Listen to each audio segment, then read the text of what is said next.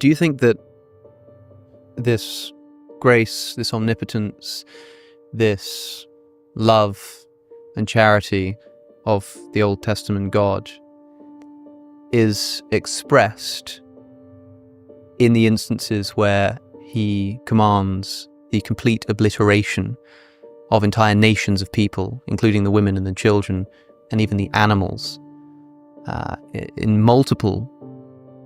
at multiple points throughout the history of the Israelites trying to conquer their holy land, which is promised to them by God, such that if anybody is already living there, they're driven out, and if they refuse to leave, they're chased out and they're killed, and then they come back and they kill the women and the children.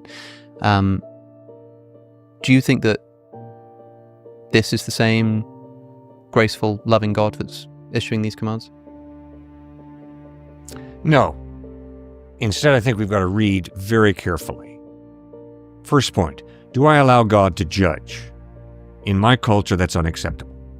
And yet the Bible insists God does have the right to judge. Second point,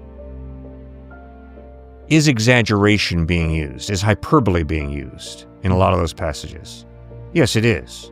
Because clearly, obviously, many of those people who were supposedly all wiped out appear in the next book. So you know that they weren't all wiped out. Mm-hmm. Thirdly, you look at the archaeological evidence for Jericho and Ai, and you begin to realize those were probably smaller fortresses. Yes, Rahab was in there as a prostitute, but those were not just families and women and children. Those were fortresses that were protecting the families that lived out in the countryside around them. Next point is, I think that there is not the emphasis on individualism in the Old Testament that we have in our culture. Yep.